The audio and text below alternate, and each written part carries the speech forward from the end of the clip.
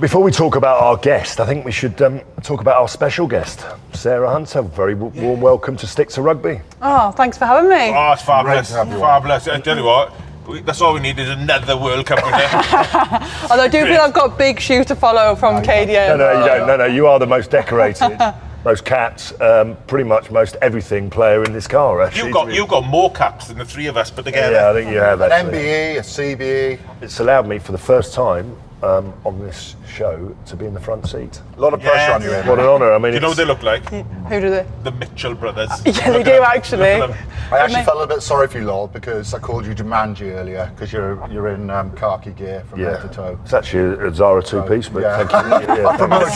Honestly, I never. Look, we've been on many a tour together. Never did I ever hear you say a Zara two-piece. I know. So, not two-piece. This week on Stick to Rugby, brought to you by Defender, we are joined by, should I say, one of the probably rugby's first professional superstars. No, I'm here every week. No, I said professional. Oh, sorry. Not unprofessional. A player who is known as much for his talent on the rugby field as he was for his fairly high-profile life off it. It's the one and only Gavin Henson. How about that? Legend. Yes. Absolute legend. There we go. Everybody remembers the Tate handbag. And of course the winning penalty that won Wales the Grand Slam. Which one? Well, He's going to get in now. I haven't won for a while. 2005. Now, listen. We the good news is that the world hasn't really heard a lot from Gavin over the last 6 years or so. As he's quite since he hung up his. He went really quiet. He went sort of underground for a little bit. Yeah. Do you know why? Carried on with his. Saint-Tropez took the tan off the market for a while, I think. Now, listen, I hate to mention it, team, but England did beat Wales at the weekend, and it was the Lionesses. Yeah. I mean, I think that was well predicted, but they're through to. I say narrowly beat them. 6-1. 6-1. But can I say, it's the first time the women have ever got to a major final, and the experience that they had out there. Fishlock to score a goal. Can you imagine? Oh my God, amazing to score a goal out there. Absolutely brilliant. Brings us neatly on to the Women's World Cup, which is, Sarah, you're heavily involved, aren't you? You're coaching, you're part of the coaching team. Yep, didn't stay out of the camp for too long, so back there with the Red Roses coaching and looking after the defence, so no pressure on trying to stop teams scoring against us. How does it change the focus from playing to coaching? Is it a lot easier just to play in it? Yeah, I think now you have a much more appreciation of what the coaches do, a lot easier.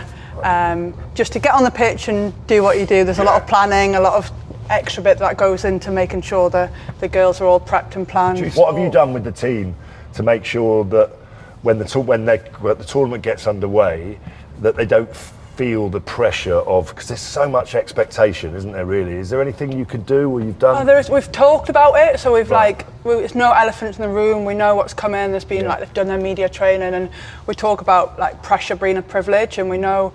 Obviously, we've seen the Lionesses and what they did this time 4 years ago, and how it built with that. So hopefully, we can be open to what's going to come, and I think be aware of as the tournament builds, and hopefully as we go on and hopefully do well. They're going all around the country as well. Yeah. And I think that's really special, that you're taking it everywhere. Exactly, it's follows the same as the men, where you go around, and hopefully for us in England, it creates that lasting legacy of being able to go to Sunderland, down to Brighton, down to Bristol and everything in between. So hopefully it will really build momentum behind the tournament, easy for the home nations to get behind them. As well. Yeah, and that's the most important thing. Sarah, when's the first game? Just so Friday, the 22nd of August. Wow. Well done. Put you under pressure there. I know. I know. 2005, where Grand Slam success happens. What do you put that success down to? Obviously to me. So I took time away from the game. We had that kick to win against Ireland. That's the one game I'm still You regret? Yeah, I was just he wanted me to go and present it, and I literally ran out the room, got in my car, never come back. Yeah. I was out of the squad then for 2.5 years. Now, how do you think the Lions are going to go then in a test? I got a feeling we're going to lose the first test. I think leaving Jack Willis at home was a big mistake because the breakdown right from the first game has been an utter mess. He wanted to make it look like we don't have an issue and we had to walk together for them to get photos and stuff. It's weird. That was all orchestrated? Yeah. Was it? Yeah. It wasn't really until 04 when Mike Ruddock came in that you really started to play 12. He showed me a bit of love. People talk about the technical and tactical side. I think the most important thing for a coach is the relationship. I had all the skills, but I was just looked different on. But hang on, he can't pass off his left hand.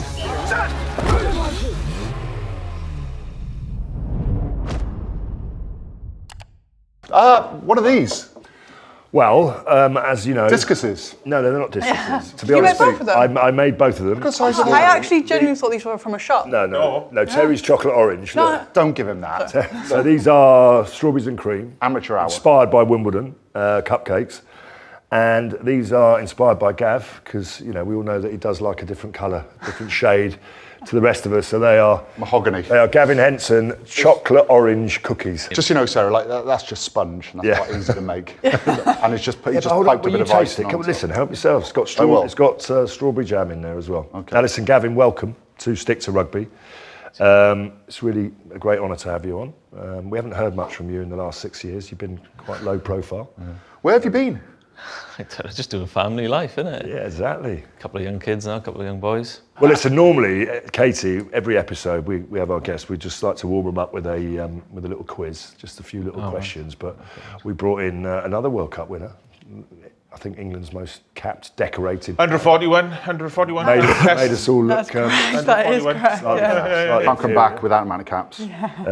World Cup winner, Sarah Hunter. Thanks for having me on. But that's men and women, the most of anybody in it. It is. It's incredible. Talk us through every game. 141. That's incredible, isn't it? I What can't was your count. 122nd cap against? Well, you can say anything. You won't know. You won't know. England v France. Yes, exactly. You're right. England v Check, You're right. check. Yeah, I was like, You're right. he's got it. Start out every Which game. ones, if any, stick out? I mean, obviously the first. The first. And winning the World Cup, I'd imagine we don't like to mention it too often, do we? Yeah, they're the big ones. You don't stop mentioning it. You don't stop. Unfortunately, it's a habit when you've done it. I think one of the ones that was significant was my finishing cap. Right. So Was that France? and it was Scotland. Scotland. And it was at home in Newcastle where I'd started rugby, so I'd come full circle. And I feel very fortunate I got to finish rugby on my terms, not injured, not retired by someone else. Yeah, that's nice, isn't it? Yeah, it was. Yeah. So I feel like complete ease. And What's that feel like? yeah. A proper send-off. Oh yeah, and I got to run out with my niece. She was mascot, so that was really important to me in front of all my friends and family.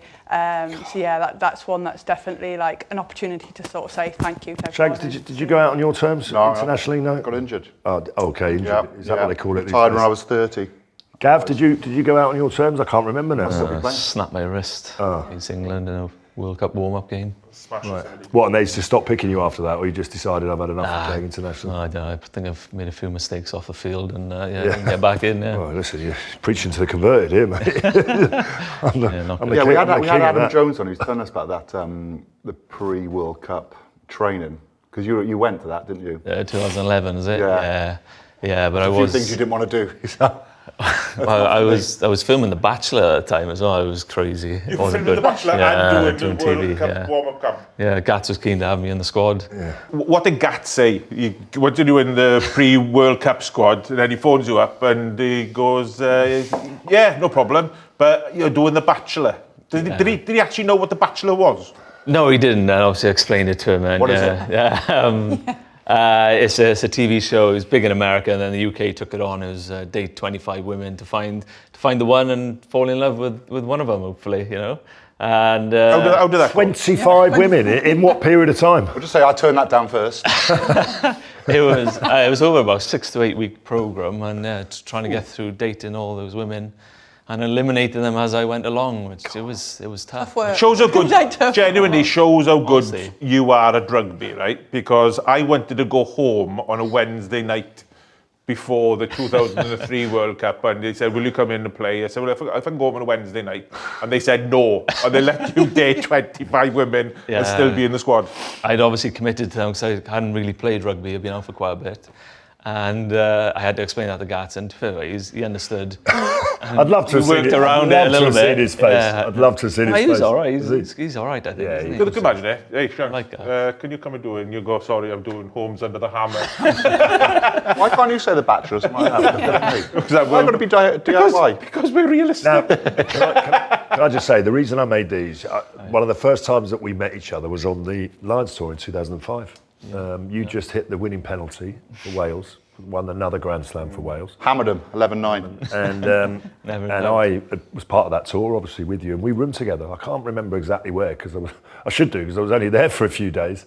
I broke my leg in the first game, but I don't know if you remember this, but we were rooming together, and you were quite shy, and you were quite young, which is and I was 35 and on my way out, clearly. You were 35. Clutching on to another Lions tour. And I woke up in the morning and you weren't in the bed, right? You were having a shower. I could hear you in the bathroom. Beat me to the bathroom. I looked over at your bed and I thought you'd shat the bed, literally, because it was covered. And then I went, smells of biscuits in this room.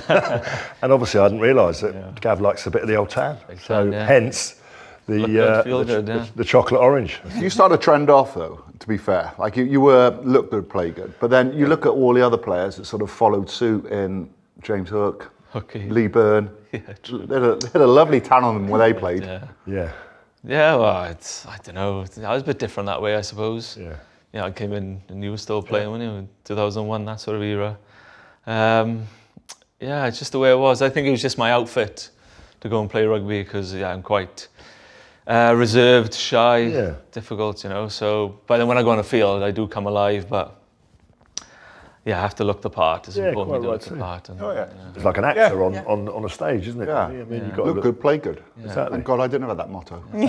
Social environments as well, even school. Yeah. I had to just look right before I could go to school. But it'd be things like getting your shirt like the day before a game, wouldn't it? Because you have like a compression top sewn in. Yeah, and my shorts as well. Your shorts, you have like a little extra inch or two. Yeah, they were probably pre-game things as people have, so I probably did have them. It's funny that, used to stitch it and all that. I think that was misinterpreted, really, to be honest with you, because you arrived in an era where not many people were doing that, really, so you're just a bit different. There's nothing wrong with that. I love that. You used to take it home and your nan used to stitch a few things. I used to beg for the kit before. Oh, really? And then leg it to my nan's on like a Friday before the game. Wow. So you'd find out before everyone else that you're playing. I don't know. They would come up to me. At least get the shorts. Yeah, Gav, my playing. Stuff, yeah. Good time for playing. But in that like shorts are too high. I didn't like it. Yeah. I'd be too self-conscious then.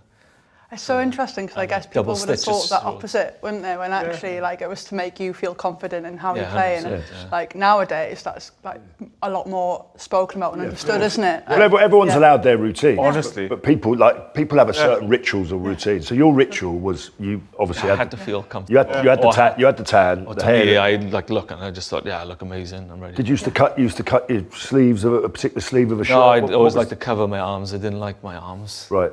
They look all right. Yeah. Tell you what, mate, they were too big, were they? Sun's out, guns out. No, they were quite small, really. I felt So what would say the routine was? Go on, give us a little bit. I'm fascinated now by the ritual. What else did you do then? So you obviously had the self-care routine. Yeah, I obviously had the shaving the legs on the day of the game. I'd have a bath. It was nice to have a bath. And did you tan the night before? Like, did you have? Who did your back? Did you do your back? Not really the night before. On the day. On the day. Oh, that was just in my honour then. Yeah, I don't know what that was for. Maybe there was a photo or something. Yeah, there must have been. I've taken a couple of hairs out of his team photo. So anything else that was unusual about it? Did you used to put on boots in a certain way? Did you? No, nothing like that then. No. Do you know what I got worried about is if I got into too much of a ritual and then you couldn't for some reason have that ritual, that it would affect your game. Oh yeah. Like if you've forgotten your lucky pair of pants, just don't have a lucky pair of pants. No, I'm that person. So I think that if you have too many things that could go wrong, because when you're playing away from home, something happens, you forget something And I used to look around the change room and think, he's going to struggle today because he hasn't got, because that's not happening. Oh no, I was that person. Yeah, Friday night, spag ball. Yeah. And then a packet of Haribos or whatever, sweets before the game. And then on the Saturday, depending on what time kickoff was, normally 2:30 kickoff or whatever, 4 pieces of toast, butter, tin of baked beans, load of white pepper.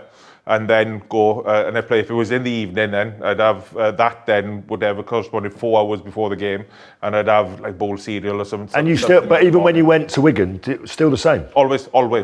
You didn't change to a pie then, no? No. That was after the game. We actually played in Sale. And 4 hours before the game, I said, "Can I have beans on toast?" Well, no, you got your food there. I said, "Can I just have some beans on toast, please?" We don't do beans. So down to Spa, got some beans. But you do now. Give it to could you just warm them up for me? With beans on toast. Any pre-match rituals for yourself, Sarah? I did have a peanut butter and jam sandwich 3 hours before kick-off. And to the point where, you know, saying if you don't have it abroad, I ended up travelling with my own peanut butter and on my own jam. Smooth or crunchy peanut butter? Marmalade. A bit of texture. Marmalade, Paddington. Sorry, did you go on any special diets when you went up to rugby league?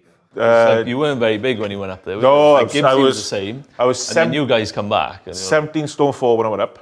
Yeah. But I was I had my daughter Samantha.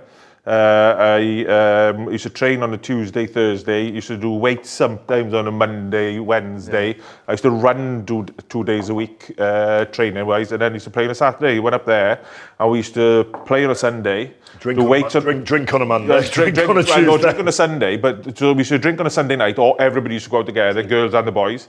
And then we used to be in Central Park for 9 o'clock, an hour run. Straight out of Pence. And I nicked a toys pub, what they call. We used to be playing darts in there till about 5 o'clock in the morning. Yeah. And then we all used to have fishermen's friends. Everybody, we would all be used to have fishermen's friends before we go in. An hour run, an hour weights on a Monday. Wow. And then we used to do weights on a Tuesday, Wednesday, Thursday. Optional weights on a Friday. Big on weights. Train. And so I was doing weights 5 days a week. So when I came back 2 years later, I was 19 stone.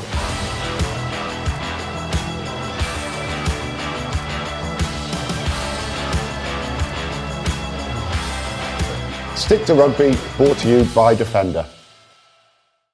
Since you own your own pub, right, we thought that we'd start with a little quiz, little pub quiz. Oh, no. Yeah. Right, so Sarah's got the questions. Quizmaster, following in Katie's shoes. It's very easy, I think. It's official, it's on a card. Okay, first question. How many international test caps currently sit around this table, including Lions caps? Closest wins. All of us, We'll let you go first as a guest. Well, I know she's got 141, if that makes sense. Okay, cool. Okay, here we go. We have to fill this with a bit of music. Elevated music. Quick maths. 240. 26, 226. I'm gonna You've got. 395. 424. 424. And I'm gonna go. What'd you go? 400. 440. I'm gonna go 441. Ooh, Shanks, you're closest. 388. Oh! So close. How far out was Gavin's penalty v England in 2005? Are you asking? This is you. I know it. Do you? Okay, we'll come to you last then. I'd say 53 metres. 53 metres.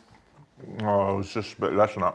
Was it? It was about 49. Yeah, but was it on the angle or was it straight?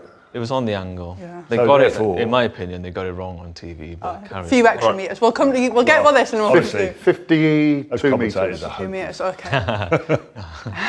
Gav, what are you saying? It was 44 metres. Oh, but it was about 49. Ding, ding, ding, ding, ding. Correct. But it was like literally, I think, to be fair, on the 5 metre line, quite 44 metres out on the 5 metre line. So 49. So on the angle, how far is that? Yeah, I'll work it out now. I tell you, but on the screen, exactly 49. 49.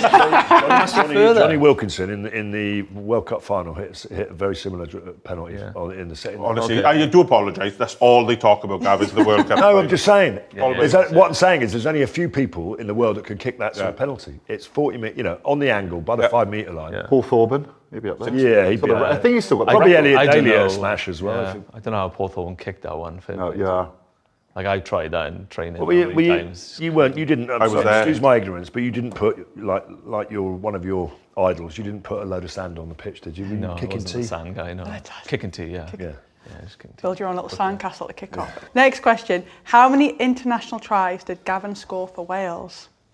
How many caps did you have? Is this a quiz or just everything you know? I don't know this one, but I'm trying to think. Do you know how many score, tries you scored? 6, I'd say. I scored 11. Oh, well, fine. I wouldn't know. How many did you? I think. Not many. And if that, they were probably a metre out from the back of the scrum. So. Right. Right. How many did you score? Oh, thanks very much. In 70 caps. Does that count Barbars games? No, good God, no. No. 20 tries.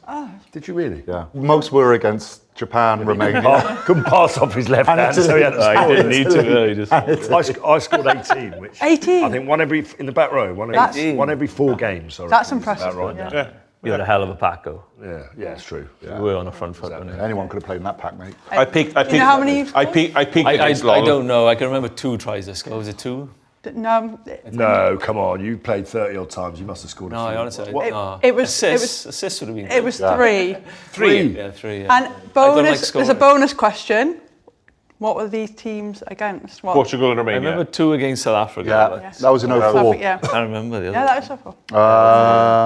What? I don't know. The other team. Hold on, let's have a think. Did you 05? You were the provider, the assister. Yeah. Yeah, that was my thing. I preferred that. I took more joy out of Shank scoring. Or something. I didn't. I didn't. I never really. And I liked took it. more joy out of Gavin's TV career. Yeah. I do know those guys. Romania was the other one. Who around this table was voted as the 18th sexiest man in Wales in 2013? Now, I've got to be honest, I don't know whether that's a good thing or a bad thing. Right? It's a good thing you made the shortlist, but you were voted 18th. I know. Oh no, who is it? Sorry, it could be me. Scott. Unlikely. Have you seen me done up? Stitched you up like a clipper a few times. Put makeup on. All right. Scott, I think you could. Was it me then? It was you, Gavin. Yes, I think. As long as I beat Mike Phillips, that'd be. Yeah.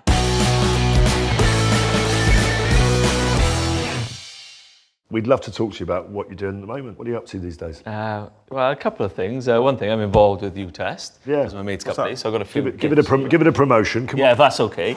Sorry. So self-testing. These are vitamin D ones. If we haven't got any vitamin D after the last week we've had in Wales, Exactly. We'll just check it because we're going to be tip top of that one, aren't we? But I also do more serious ones like the prostate cancer and bowel health. So it's quite a good thing. Only like home bargains, cheap as well. So you do these at home. You sort of prick your finger, you send it off, and you get the results. No, instant. Okay. I'll tell you. I'll tell you that. Yeah, It's like a pregnancy test. Yeah, that's it. Yeah. Where do you get these from?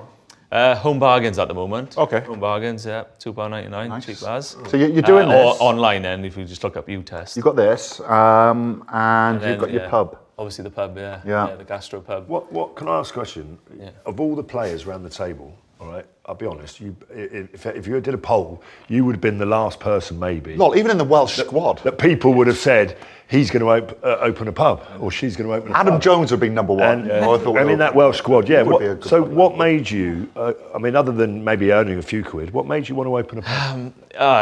It's just finishing rugby, no idea. Right. No qualifications, no plan. Never had a plan, which is quite bad. And then the village I'm from, St. Bride's Major, it's got a lovely pub, but it's always been quite run down, never run well, a bit of an eyesore.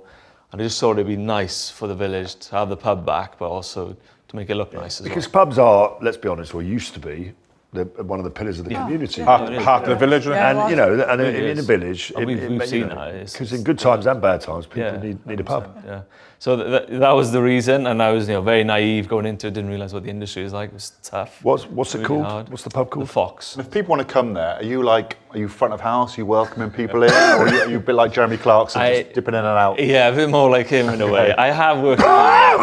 We've got a good team at the moment, but if someone's ill, then I have to. I bet people get I'm disappointed. I'm no good. I'm Because there's certain people who maybe don't live, but who come from far because they know that it's your pub and they turn up and they go, where is he? Yeah. Well, my wife won't let me in, Katie. She won't let me go in there because I can't charge people. I don't know what it is. I'm terrible. No, by the way, I got. So when you work in, I'll be popping down next week. I got to be We'll be honest, that business ain't going to fly. I know. Charge people. I'm not business-minded. I'm terrible. Again, I'm all about aesthetics, so it's really nice. But I wanted to ask you this. As one of the, I think you're going through it now, going into coaching. When you retire from rugby, you said I never had a plan. So what year did you retire? I haven't retired yet. No, but I mean from 2019. 2019. So I think for me, I worked before I played rugby, so I wasn't so concerned about what might do afterwards. Have you found that transition? Were you going through a transition personally, professionally? I mean, did you have some periods of contemplation of thinking, what am I going to do? Yeah, a little bit, and then obviously my wife Katie, she was like, "What are you going to do?" And I was like, "I don't know." Not sure, yeah. And then obviously, and we did like a year to build the pub, so I did that side of it, right? As in hands-on and building up the pub. You know, it was more or less like a ruin. So that was quite good. That took a year to open it, right. And then obviously started it. And then it's nice owning your own business. You don't really have anyone to answer to. It's just quite nice. Yeah. And you had a project as well. You had a project that you could really focus on. Yeah, 100%. Yeah. So it fell quite well. I think it was a good thing, to be honest. It was good. You're a good student of the game when you played. Did you ever think about maybe going into coaching? I do think about it. Oh, you're still thinking about it? Yeah, I always think about it because I do enjoy that side in teaching people, more like on a smaller scale, like one-on-ones and stuff. And when I watch what's going on at the moment, I feel like I could really help. But then I know I'd want to be really good at it, and then really good at it sort of takes me away from my family a bit. You become obsessed again. I know, and like rugby's, like even with the rugby, you're so obsessed. Like each week, you're just never present with the family. No, of course you're not. You're really not. You're there. Yeah. You're not really. And also, there. I think that's what I'm scared of. And I think we all agree with this. It drives you to have certain behaviours because you become, winning is, you have to be quite selfish, with yourself and with other people. Yeah, you lose patience. And it sometimes can drive the wrong behaviour. Do you find that, Sarah, with your coaching, like you're just absorbed by it? I think especially because I come from a player mentality where I always wanted to get better. So now with my coaching, I'm always reflecting on like what I didn't do well or how I could be better. So, and then it's like, well, how do I prepare the team? Is my session good enough? Is this? So you do get, I feel like I've gone back on that treadmill of like wanting to be, like you say, as best you can be. Because I feel if I'm not, I'm almost now not just letting myself, I'm letting the girls down, and it's like. I think the best coaches, certainly that I've worked with, work out very quickly that the superstars in your team are always generally going to deliver you top quality performance. I think where you really make a difference is improving the guys who maybe not through ability but belief are like 5 or 6 out of 10.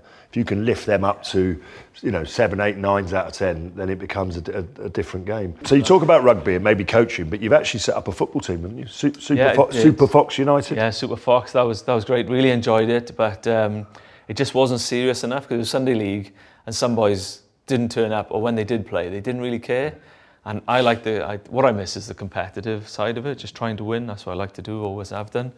And when the boys weren't really trying to win, I said, I can't handle this. So I've gone back to rugby. So did you perhaps at one point in your career see yourself as a football player, or were you always rugby really? I loved watching football as Man United, Giggsy time when he sort of started watching them back in those days. But yeah, my parents were very much like, no, it's rugby, Gavin.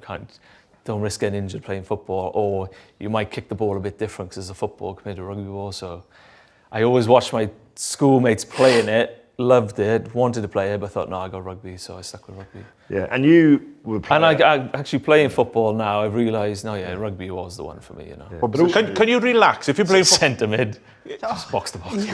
But can you relax a bit more? Because in rugby, it was what people knew you for, you know what I mean? And the grand slams and the kick against England and the tackle against Tate. We haven't talked about that. We talked about that. And when you play the football, then can you relax a little bit? Can you say, I'm just going to enjoy your knockabout? No, I'm 10 times worse on a football field. Because in rugby, I'm quite calm, I think. Yeah.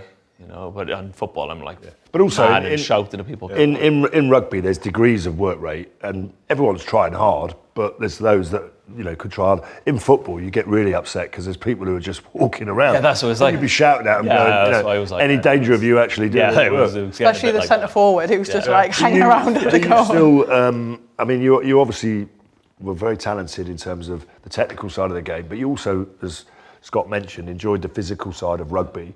But you still play. You said you haven't retired yet. You're still playing for Pencoed? Pencoed, Division 2. I miss the physicality, to be honest. Do you? I feel like a man, I feel like a man again. And would you say you are by far the oldest person that takes the field in that group? I'm 40. But you don't look the oldest.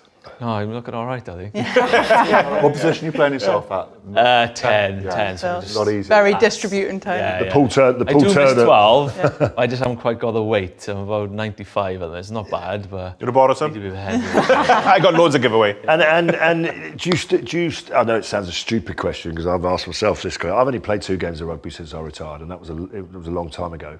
Do you still get a buzz when you run out, whether it's in front of 50 people or 80,000? Oh yeah, it doesn't matter so much who's, but it's going against the opposition. It's live, you know. It's full on. And are you not targeted though? Because I mean, there's no touch judges. I thought I'd be up for a GBH charge if I played rugby. Some idiot will try and knock my head off. Last season, I got hit off the ball, got the ball away though, went through, tackled me, and then as I'm on the floor, he's gone whap, straight in my face. We obviously missed, clearly. Martin Williams did you in the Derby game. Yeah, that was it. You in that one? So that goes on. Yeah. He got sent off. Do you still kick? Yeah. Oh yeah. Dude, when other sides take the field and they go, can't give a penalty, 60 yards out. Eddie Butler's killed me. Shave away, Gavin. That's all I'm getting. Every time I kick. It was one of the best lines ever, wasn't it? You nailed that kick. Yeah. But I tell you what was weird and funny was I saw recently that the Natalie Scarlets had put all the Lions that had gone through their team, and you were on there. And people forget that you started off with the Scarlets. I played 1 game. Yes. Wow. Half a game. Was you there? You started. Yeah. Howell Jenkins was playing, I think. Yeah, no, I didn't play in the game, but I was there. That was mad. When was that? 2000. 2009, was it? I think it was 2000. Possibly. Yeah. Who did you play against? Edinburgh away. Oh, good God, no, I didn't play in that one. Started at 10. I remember though, because playing well. 2 kicks, 6 points. I think it was only 1 score in it. Took me off half time. Played in the first half. Yeah, but started. And then they took you off half time. Playing really well, I thought. I was only obviously 18, so from school, and I was full of it. I love the confidence. I was playing well. And he's brought me off half time, and they went on to lose by loads as well. I was like, should have kept you on. And then, that's the reason. Then you said, "Oh, I'm not going." And then you went to Swansea. Yeah, I went to Swansea. Oh my God! I didn't ever know that. Good, I'm your best player, lad. If you take me off, you're in trouble. So of course, then you went to Swansea, and then your career really flourished. With like Gibbsy and Mark Taylor and Chav and all of that. They unlike Llanelli, they made you feel welcome. Oh yeah, no, it was amazing. It was just see those players. They were kind of superstars. I think maybe the year before they beat the Scarlets in the final. I think didn't they? Remember Gibbsy said men against boys. Yeah. Oh yeah. Remember that one? But oh God, they did have that well. They did have the sort of players at the time. I think didn't they? So I remember going there and I was like, oh yeah, this is it.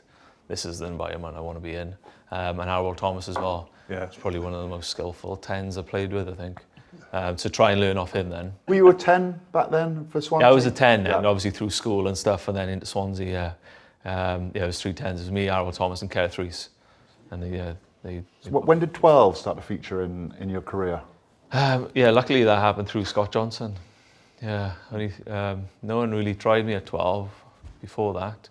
And then Scott Johnson just, I think in squad, just put me in at 12. So and were you already physically more developed, or did you have to get a bit bigger to play to start playing? No. So that was great. So yeah, when I went to Swansea, and you're doing pre-season then fitness, and it's like tops off or whatever. Yeah. And I was like skinny, Yeah. I had all the abs then. I had about 8 then. I never got that back. And then Plumtree was the coach, John Plumtree. He's told Phil Richards, the fitness guy, he was mad. Gav needs to spend a bit more time in here. Yeah. So then he would take me down every morning to this like local greasy cafe, and then I'd have like a full English twice.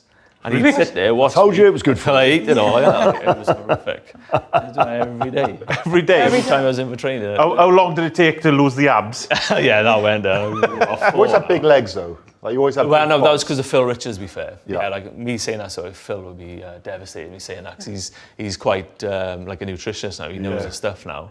But back then, maybe not so much. But he knew how to train, and we did loads and loads of leg weights. How do you change Wikipedia? Because I'm going to put down now. I trained like Gavin Henson. Yeah. I used to have 2 breakfasts every morning as well. Did you have a preference over like 10 or 12? Like, did you mind that transition? I love both of them. 10 probably because you have more control. Yeah. But if it was a really good 10, I listened. I really liked 12 then, but he had to listen. So it was a case of like, if someone's as good as me or No, only you have to listen. Like Stephen Jones was one of the best I played with. Because he did listen, to be fair to him. Yeah. And we always had that rivalry as a 10. He was a bit older and I was trying to go after his spot. So we never really spoke or got on. But then when I went to 12, we did sort of get on. And then if I said something, he just did it and listened. And that's quite rare for some 10s. I think any side that has a second 5'8" or a second 10 playmaker comes in, steps in, is a better side for it. I love the moment. I love the moment. Back to the kick when Steve Jones goes up to it, looks at it, just turns away and just says, Gav. Like, it takes big balls to do that, because he may have had that in his distance, but he just thought, right, probably on his limit. Here's the moment. It was maybe on his limit. This guy needs a bit more airtime than me. Yeah, and obviously I'm full of it. And yeah, in training I'm banging them over from fun, and I used to just go out and put the ball behind halfway and just kick them before even warmed up. So trying to hit the TV screens, didn't you, in the stadium? You'd spend ages trying to kick the ball up to try and hit the top of the screen of the stadium. I was trying to do all those. You never hit the roof? I never hit the roof, but I hit the one thing before, which no one could, So that's the floor. You know, it's so funny because we hear you talk now, and we see what you did, the pitch and the kicks and how confident you were, 10 inside, you just do what I want.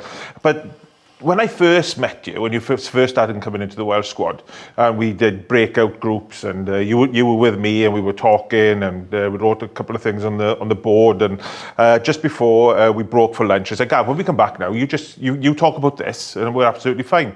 And then you went home at lunchtime because you didn't then want to confront the room then. I've always struggled in that environment, whether it's school or wherever, just going up and speaking in front of people. It's still hard now for me.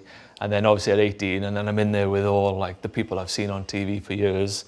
And then it was you, was it? You were the one bullying me, was it? Yeah. I literally. Character building, we call it. I know. But it's like my worst nightmare. You put me on the field, and I'll tell you what to do, and I can boss you around. But in that environment, I'm just not comfortable. And it was stuff about words, and I struggle with it. I don't understand words. Words mean nothing to me when I see them up there. And you wanted me to go up and present. I can't remember what the word. You know when you have those team building things? It was just power or presence and things like that. You know what I mean? But like, to me, I don't get it. And then you wanted me to go and present it, and I literally run out the room, go in my car, and never come back. Yeah. And the group of Moon was ringing me. He said, Gav, go come back. I said, no, I can't. I was out of the squad then for 2.5 years because it was Steve Hanson's first meeting. Yeah. He came in with Scott Johnson, and then he probably heard about me, and then they've seen me do that, and then that was it for me. But I got to be honest with you, right? Because I was like that, and I didn't want to stand up, and I didn't want to confront it, because I couldn't read, couldn't write, couldn't spell, couldn't do anything like that. If you would have come up to me and said lunchtime, SK, I don't want to do it, I'd have said absolutely fine. You know what I mean? But to having that confidence on the field and off the field, it's absolutely incredible, isn't it? Yeah, you get capped in 2001 against Japan. You go missing for a couple of years. You don't get. We found out why. Found out why. Just kept driving for 2 years. You come back in 03, but it wasn't really until 04, I think, when Mike Ruddock came in during those autumn internationals that you really started to put your hand up really to play 12. He showed me a bit of love. Had it with John Plumtree, had it with Lynn Jones and Sean Holley. And then, had it then with Mike Ruddock. And I think I played my best for coaches that were like that with me. Yeah. Or I could just sense they were impressed by me or the way I could play. They knew it was good for the game, like for us to win. So I think you just play better for those type of coaches. Well, I think coaches work out the personality, whether that person needs an arm around them or whether they need a bit of a kick up the backside. I needed an arm. Some need a bit of both, but you at that time needed... Especially after the tough life. I don't think all coaches realise that. No. You know what I mean? And you think, to get the best out of a player, like you say, some people need a coach, some need a kick up the arse. Some people say, I bet you can't do it. Because people go, I'll show you I can do it, I'll show you I can do it. Or some people, need to say, right, what you need. You know what I mean? It's such a delicate operation with so many people. And you're in that situation now, aren't you? People talk about the technical and tactical side. I think the most important thing for a coach is the relationship and the emotional building with the player and knowing exactly what they need to get the best out of them. Like you say, they're in this environment. From then, Yeah. Some people like to separate their professional relationship. Like I only know that person when he comes to the rugby club and what he does. For me, when you take it the rugby field, it's everything you are as a human being and as a person. So therefore, you have to get to know that person, in my opinion, and know what their levers are, where their weaknesses are, know what's going on in their private life, what's going on at home domestically, because that's the person you see every day. You know, it's a very emotional bond, really. Good success in 04 then. You know, we lose against New Zealand by 1 point. The result was still celebrating today, mind. Especially in these times. That's the closest you've got to them. But then you're involved in... When if you got a rocket? Oh, my fault was it? Yeah, your fault. No. He was like, he never went round me, mind. It was class. He couldn't because I was on a touchline. You had your back to it. You were hugging that. You were hugging that drift defence, mate. Oh, mate, it was horrendous. When you're just up against someone with pace, you just can't do anything. But it's a fairly successful autumn campaign for Wales, wasn't it? and a little bit of momentum with Wales. But then we go on to the back of that into 2005, where Grand Slam success happens. First time in 27 years. What do you put that success down to? Obviously to me. No, I like to think that me and Shane did have a bit of an influence. I think the sort of self-belief the both of us have, and we're sort of, I don't know, we're like winners, or we're all about winning type of thing. And I think that's what the team needed. It wasn't much that they needed. I think just that little bit of me and Shane just got us over in that game against England. He obviously scored the try. Yeah. And then I did my thing. I probably played my perfect game. Yeah. Which is what we all strive for, and I did it that day, really. Because the main topic we had and the main conversation leading out to the game, leading to the first game against England, was Matthew Tate. Now, he was being described as an ex-Johnny Wilkinson, and he was this poster kid from England that was going to be the next big thing. And there were two massive incidents in that game where he gets manhandled, basically, by you. And I think people underestimated that. They saw you, they looked at you, and they thought, you know, he's flashy, he's got skill. But I think they actually underestimate how aggressive and how tough you were defensively. Well, how much you enjoyed the physical side of the game. Yeah, no, I did. I really enjoyed that. I liked that. I felt I had good timing on that. That was probably one of my strengths. But yeah, the Matthew Tate, there was big chat about him. And I was thinking, this is my first Six Nations game. You know, I'm only 23. I think maybe he was 19, 20, was it? And, all right, he's not coming to Cardiff and taking my... and in fairness to Matthew Tate, I mean, whoever was stupid enough to pick him in his first game away from home in Cardiff, you know, you don't do that unless you're surrounded by a very, very good side. And you dumped him on his backside, to be fair, didn't you? Yeah. He didn't play for England for a long time after that. I think it took him a while to get back in. You know, he was dropped there. He nearly won the final for him in 2007. Yeah. But that far I was from the happy line, that he come back, because you could see he was a class player. You can see that in him. He met me on a day where I was just in the zone, and then never lost to England. I wasn't going to let that happen. No, and then we go on to win. Don't say that. Don't say anything. We go on to win the Grand Slam. Yep. They're like, and sort of, I think the team was quite young, and we'd been through quite a few poor times and bad times because we had a lot of losses and we hadn't really had much success. But it was a team that were all similar age, really. But all of a sudden, then the confidence sort of grew, and it ended up being a bit of a domino effect, I think, from that first game to Wales, winning against Ireland, and it may be the perfect game we played. Which one? The Irish? Yeah, the Irish game. Yeah, because I only did my bit in the England game, really, and bits and pieces throughout. It was the rest of the team. The drop kick was pretty big against Ireland, mind. People forget that. The one that just crept over. The ugliest looking one ever. Yeah, it was a bad pass. Bad pass from Peely. But it went Aces over. out. Yeah. Doesn't matter. It all count, went over, I could play against Brian O'Driscoll at that point as well. Yeah, it was good times, amazing times, wasn't it? Yeah. Great to look back. We achieved that, and thank God I didn't get injured in that campaign, because injuries did follow me a bit. So lucky in 2005, lucky in 2008 to play the 5 games, because that's quite hard to do as well. Yeah. And as a result of that, you got picked on that Lions tour in 2005. I was lucky enough to come on that tour very, very briefly. We're only a few days away now from the first test back in Australia. You won your first and only Lions cap, I think, test cap on that tour. Yeah. It was a weird tour for lots of reasons. You know, Clive Woodward sort of approached it differently. We had Alastair Campbell, which clearly didn't work. There was that But there was that. I remember being out there, and there was the photo of you talking to Alastair Campbell. Well, what words of wisdom? The Kiwi press were just turned everything, didn't they? I don't know. I think they obviously had a perception of me because of off-field stuff or whatever, and I was a bit high profile. And they felt like they had to control me, and I was I'm not nothing to interested control. in the media. You know, just and it's not like politics. It was a big thing. It's yeah. not So like politics. I had to spend most days with Alastair Campbell all the time, and it was just awkward and weird. And then they obviously staged that thing with me and Clive Woodward when he picked his first team, and I wasn't involved. But the first test. For the first test.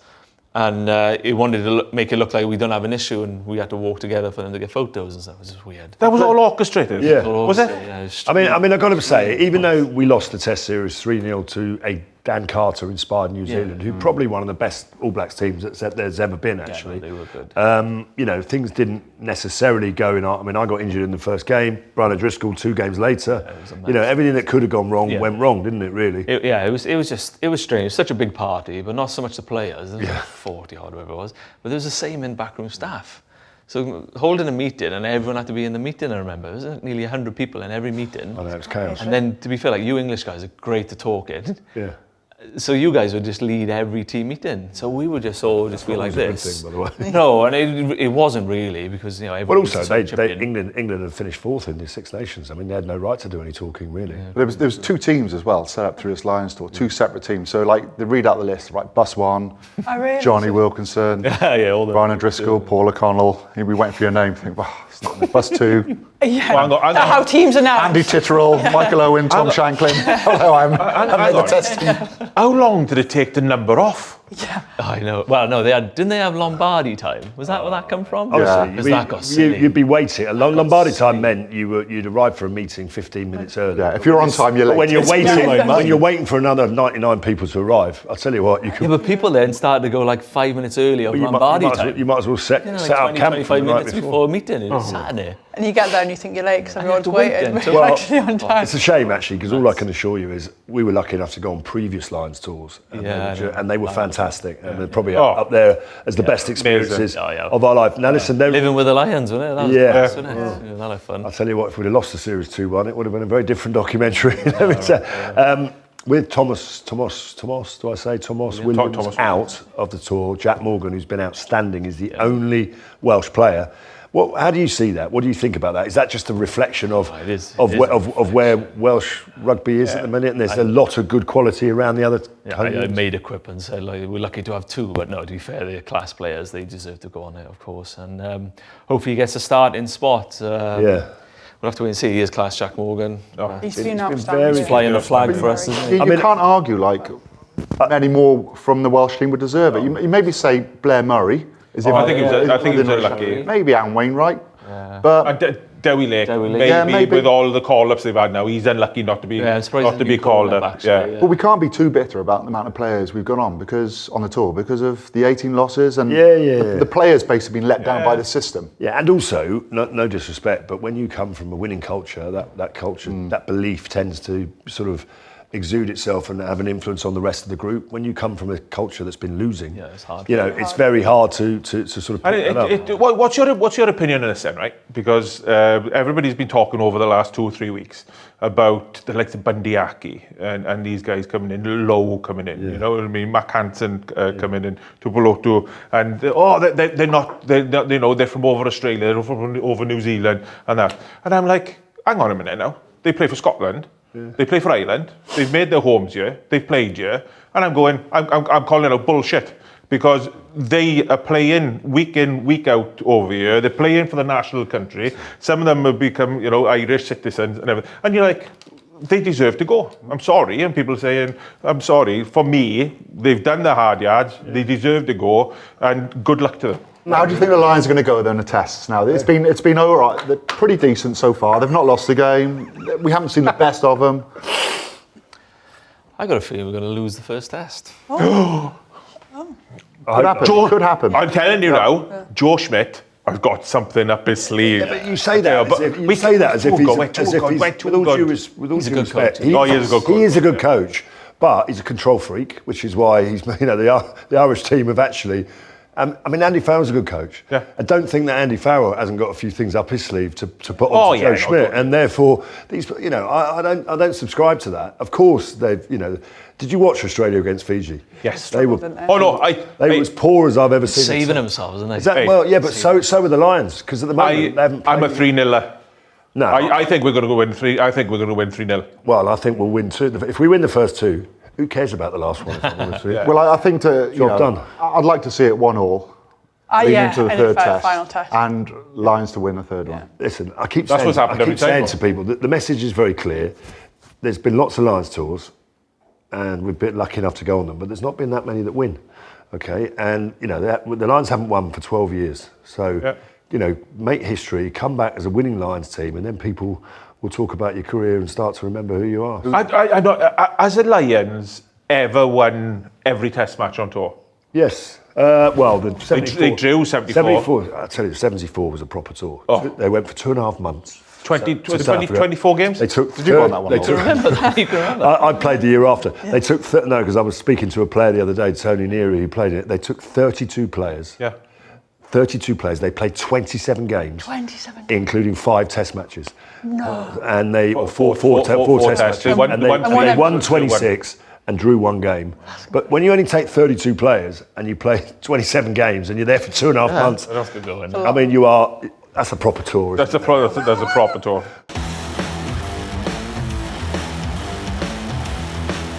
Stick to Rugby, brought to you by Defender.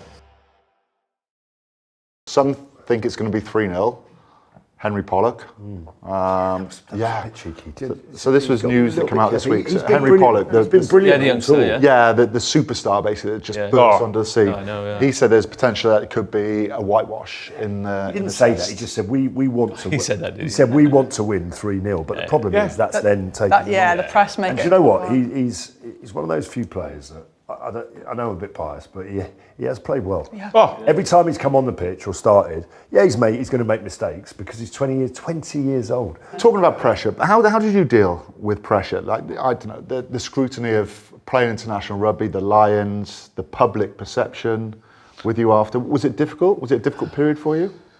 On the field, no. It was just the way I was at home. Wanted to go out there and show off my skills and entertain. Loved that. Off the field, it was more. You were high profile. Yeah, it was crazy. Yeah. That was always fine. Didn't mind that. It was more so coaches, not quite understanding me or having relationships with coaches sometimes. That was always quite. Did you go through like any sort of dark times, any issues where you couldn't express yourself, you didn't want to go training, you didn't want to play rugby? Yeah, that's why I took time away from the game. 2009, we had that kick to win against Ireland, and Steve didn't do that to me. Yes. He took it on himself. Yeah. For sure. Kills me. Yeah. That's the one game I'm still like. You regret? Yeah, I'm just like anyone out there, if you shirk from kicking, it's a worse feeling. I didn't shirk, but I'm still talking to myself. You should have. Should I have just gone on and said, no, Steve, I'll take this, But it wasn't my position to do that. I got to be honest. It wasn't my position to do that. Sometimes the captain should step in and make that decision. Yeah. But he was kicking well. Yeah. You had to move from 12 to 15, didn't you? Because and I didn't like that. That Lee annoyed Byrne me, got that injured. did. Yeah, because every time I started 12, finished 12, we never lost in a Six Nations game. So then they put me back to full back quite early on, and I couldn't get into the game type of thing. I couldn't control it as I like. So that was tough. But we still got in a position to win, and then there was that final kick. But Steve had kicked really well in the game. So I could see he wanted to take it, and I wouldn't say anything because I wouldn't want to put him off anyway. I couldn't say anything. And then it fell short, but then I've always battled that. I said, I should have just gone, Steve, I'm taking this. I was mad at that. Yeah, but that's something out. But he was the first choice kicker. Yeah, that's something totally out. I know, but I still struggle with it, and it's really a horrible feeling. Did it frustrate you in your career that often, for the wrong, that your first marriage to Charlotte Church, always going to attract headlines, that the press seemed more inclined to report about what was going on off the field and more interested in that, especially the tabloid press, as we all know, rather than actually what you were doing on the field, which was deserved reporting really. I think there was a balance. They build you up, they knock you down. It was always that yo-yo. So I was always, and then I made mistakes on night out. Sometimes I didn't even do anything on a night out because someone did something and I was in there. It was me that did it. So I had to own that sometimes. And do you find, in the same way Johnny Wilkinson was a perfectionist, you by a self-confessed perfectionist. In rugby, it's not easy when you've got 15 players and all the rest of the team and the squad. Not everyone has that same philosophy. You can't have the perfect performance all the time. Did that frustrate you? Because other players maybe didn't have that level of obsession, and I suppose the real question is, did that cause you mental health, anxiety, and issues? Because when you are a perfectionist and you can't quite reach it, it does make you reflect differently about yourself. Yeah, it was tough. It was tough as in I would deal with it with a drink after to try and erase that game. Yeah. Not that I played bad. I mean, we played a couple of European quarterfinals, and players like Richard Hibbard or Ryan Jones would give a silly penalty away to lose the game at the end. And they come in the change room and they go, "Oh, sorry, boys. My bad." And it's like, "Yeah, my bad." Hate that. Yeah. And it's like, how do you deal with that? And I knew I could deal with that. I got to go have a drink, and I literally forget that game. And there's the only way I could move on. And I start a fresh Monday, look to the next game.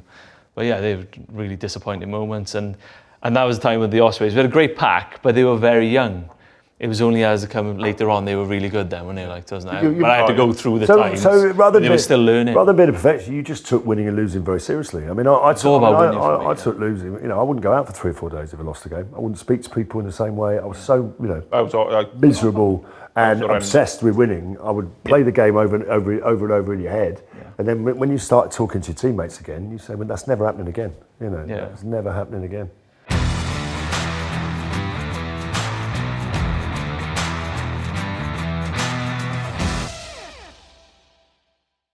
What part did injuries play in your career in terms of, do you feel like they deprived you of rugby that you should have done? And how did that make you mentally? Did it, obviously, when we all recover from injuries, we're more resilient, but they do start to eat away at you when you start to have recurring injuries, no?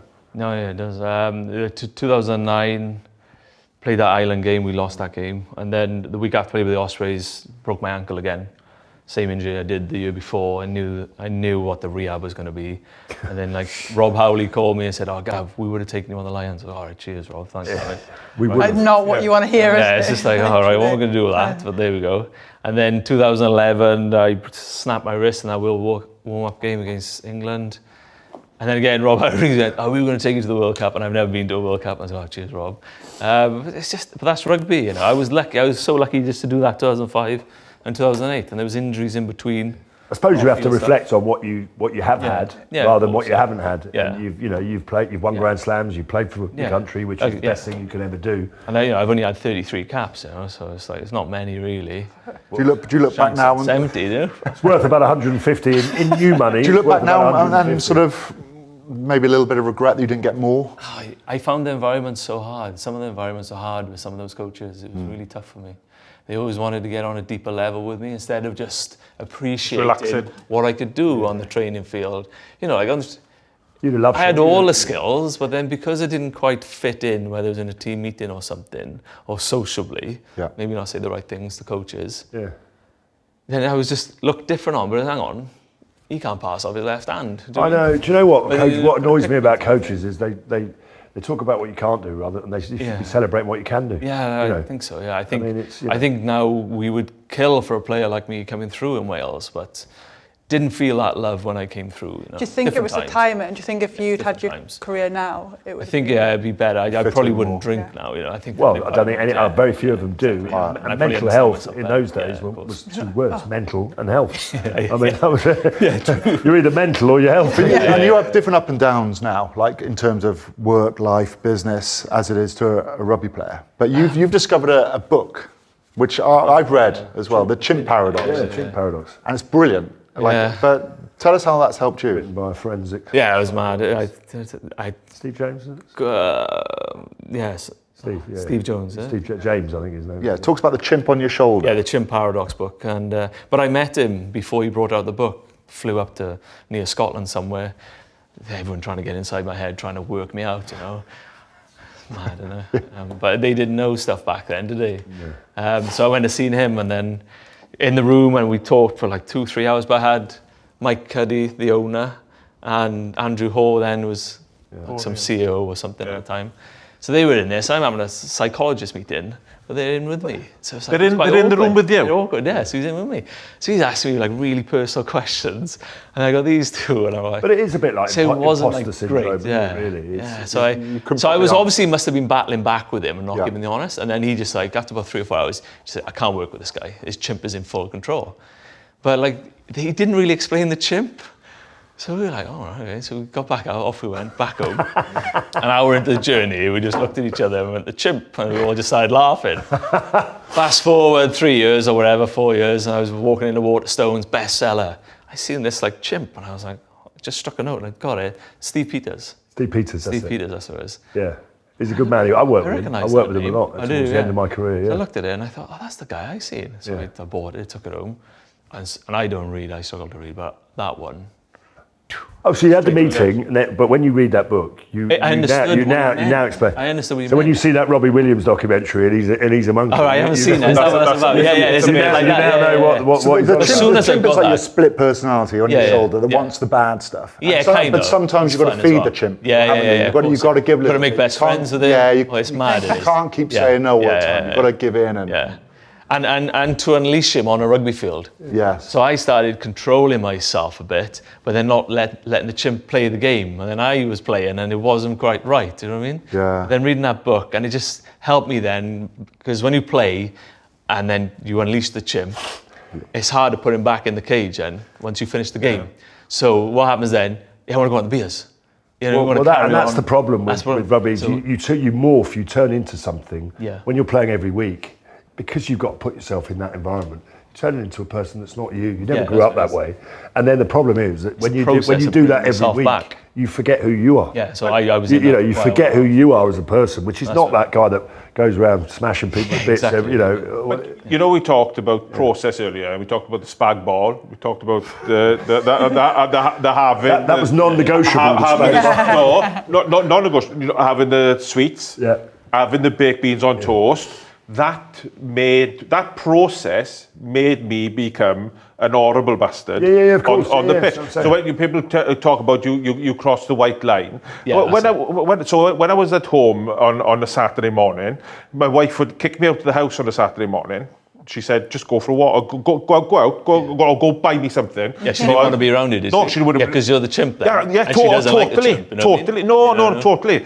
But if I didn't have that process, I couldn't cross that white line and be horrible. Exactly, because you've got to be horrible. Yeah. I wish we had some beans right now. Just feed him the Scott and see what he's going to turn into. Honestly, I've only made cookies and cupcakes. No. If you make me 4 pieces of toast, but baked beans and pepper on there now, you would not want to travel home with me. Let me tell you now. It'd be in Les Delamere in the side of the edge. Like Frankenstein's created the monster. But that's exactly, you've got to become somebody else. But I didn't understand what that was, and then I couldn't bring that chimp back into control. And that chimp was probably leading my life a little bit, and I couldn't. But there's different levels of obsession. I didn't understand as well. that. I was obsessed with winning, like you, and I'm sure we all were. And I've got frustrated with other teammates who didn't share that same level of obsession. Yeah. Who just, they would win or lose, but it wouldn't matter that much to them. No, that's not. Do you know what I mean? It's like, you've got to make it matter. And I think, I don't know. If you look back now on your career, what's your fondest memory? Oh, I'd probably like to start for Swansea again, yeah. First year. I thought you were going to say like playing with me. Oh yeah, no, and the partnership we had, it's funny. Our partnership was good, to be fair. I shared a taxi. That's what he says. I shared a taxi ride with Sonny Parker once. I was playing with London Welsh, and we were out, had a few drinks, and it's the early hours from a house party. And Sonny's like, he's really nice, isn't he? And then he just turns to me, he's drunk, I'm drunk. And he goes, why did you play your best rugby with Shanklin? And I said, mate, I didn't, did I? And he said, yeah, you did. I said, but it was different because he was a player. Sorry, mate. I know, I said, oh, come on, mate, I loved you, mate. But he was a player that liked the ball early. Yeah. So he wanted the ball early, and he had the skills. He had defend, and he could go. He wanted to play. Where you like understood what I was trying to do, and then I would just leave it, and you just hit that hole every time. Like Sonny wouldn't really do that. He wanted the ball early, and I think that's how it just worked on the international. I thought it's a different level test. I thought you were going to say, because there's such a gulf in thing, you just played your normal game and you made him look really good. Just told me to run. Well, basically, he was your foil. You could give him the hospital pass. Jeremy, I was a brilliant decoy. I was one of the best decoys Wales have ever had. No, you made some wise breaks, so we didn't. Don't put yourself down. Don't be self-deprecating. That's not you. It is. Yeah, you're quite underrated, really, isn't it? Well, that's because of yourself. Overrated, underrated player. Now we're going to finish. Gavin. It's been fascinating hearing you talk about your career and a lot of the things. We're going to finish with a bit of fun, really. You were known for your different hairstyles. In fact, I might just comment that. I liked you best with your spiky hair because you went 09. You had it down a little bit, sort of a bit of waist. It wasn't a good brand of rugby we were playing. It was tough when it around the corner. Yeah. It wasn't my type of game. No. So I was just like, okay. So did they can do in this? Your really. hairstyle reflects what sort of Did you play well? Boring. No, it was like a boring style, really. When it was effective, Yeah. you couldn't argue with it, but it wasn't What enjoyable. sort of products have you got in there? Then a bit of wax, is there? There's like 3 processes to it. It's, or maybe 4 actually. I don't know why we're asking. Hang on, you two talk. We'll just have a chat there. Hair dry, bit of dust thickens it nice because of my age now. A little bit of clay and then a bit of hairspray to finish Pick that off. from the corner of the pub where the cleaner's missed. Yeah, I know. How long does it take you? When I'm doing it like this, then it takes me about 10 minutes. So we've got a game that Sarah's going to lead. Rate the haircut. Yep. Rate the haircut. Just a little insight. Gavin, you won Best Celebrity Hairstyle of 2005, beating none other than Jose Mourinho and Daniel Radcliffe. See, now we're talking. Yeah. Gone from 18 Hold on. looking I need to find that. He's beaten like a 50-year-old and Harry Potter. and a child. Not much competition. 50-year-old and a child. There are some interesting haircuts. So we're gonna start first with Adam Jones. Oh, yeah. Oh, we have to show the camera as well. Did you ever do? Do you ever? Bad one, that do you one. ever what do they call those? Cornrows. Oh, we had him on the show, Gav. I did. Yeah. Have you had them before? I had that done when I was back in Swansea. I Grew my hair to get it. No. I did it. Spent like 5-6 hours then braiding it in the hair. Come back home, my mother went berserk. Well, he told the story, Adam Jones. I had to shave it off and I had my skin. What was it? You had silver. You had a silver Japan. slick back, didn't you, before? Yeah. That might be in here. Next one. The red mohawk. Is that real? Yeah. Yeah, Wow. that's Joe Marler. Yeah. That's not. That's my one big regret. What, not doing this? Growing up, was not having a mohawk. Really? Yeah, my one big regret. You've still got time. time, mate. No, time. I'm too thin to the front. Honestly, if I Feel a had my charity head down, thing coming on. Oh, honestly, right? Because I had like a Dotterundrum, I had the level, and I know what I mean, I had the flat top going on when I was a kid. That was my one big regret. We need him out of 10. So what Adams is 1 out of 10. Yeah, it's poor. Yeah, one. poor. Yeah. 1 out of 10. Joe Marler. I mean, that's for sheer. Would have been all right without the red. Not the red, yeah. Punk rock. Okay. 3 out of 10. Now I know that you've had this one, the Brian O'Driscoll. You've peroxided your hair. Oh yeah. Oh yeah, you love that. And just in case those people haven't seen it, I hope you haven't got the orange one. With the wedge, is it? Oh yeah, it's all right. Ash blonde. Yeah, I love ash blonde. Ash blonde. Yeah, that was all right. You were Was faster there a with that, strong? you couldn't- Was there a strong westerly wind in Wales? whole- Blown over one side of it. The whole Yaz was product. I used to put a bit of dust in it and a bit of blood in it. Okay, so here we go for the camera. Sarah's getting. I'm picking them. Was this when you weren't happy with how we're playing the hair down? Yeah. Mind you, you see some of the youngsters these days, they have that now, don't they? A trendsetter. That's a Justin Bieber. Justin Bieber, yeah. Justin Was Bieber. this? Was that 2005? That's the in-betweeners. eight. Sorry. Didn't know whether that was when you won Best Celebrity Hairstyle. What colour would you say that was? For my tan, Yeah. that's not the best light in there, is it? It's not the best. That was round. That was Warren Ball Rugby. Was it round the corner? Was it? Here we go. Oh, we've got some specials here. Colour was obviously Oh yeah, like with the in light. Last one. Yeah. last one. Oh, I see. Got finishing with the lions. Oh yeah, shocking. Yeah. We've got Red hedgehog. red. Red for the Lions, isn't it? Yeah. You're looking beefy there, mate. Yeah. Yeah, I was piling the weight on and Because you had played ready for 12. New Zealand, wasn't Yeah. Winter. Ton of hunger, yeah. You're gonna bring that back for Saturday in time for the test. Yeah, maybe, yeah. Well- no, but I remember they wanted us all to be like 100 kilos in the backs. Remember they said that? Because it was the Aussie backline at the time. Yeah. I was just like force feeding myself a lot. Gonna carry Look at that as well, retro stash. You still got all the stash, or have you given most of it away to your mates? Somewhere. My parents got it in their garage probably. Well, Gav, look, it's been great to have you on. Yeah, really fascinating. It's been fascinating to find out about your career, what you're doing now, your U-Test, your pub, the Fox. Hope people want to get down there and meet you. Thanks. You need Are you going to be there Saturday? I know. Are you going to be there Saturday? Yeah, I'll be around. Yeah, you'll be around Saturday. Good luck with everything. Well, thank you. You see Alan Bateman? Yeah, he's in there a lot. He's in there a lot. He's in the same village, Alan Bateman. Oh, it's amazing. And Gibbsy from time to time when he turns up. Yeah. Oh my God! If the three of you were there, what a 10, 12, 13. That is a world class. That's good, 10, 12, 13. Gav, Gibbsy and Alan Bateman. Gibbsy's like Houdini, mate. Now you see him, and then he smoke bombs and he's gone. They're like that now. It's like that now. Right, Gav, thank you, mate. Thank you. Thank you so much. Thank you.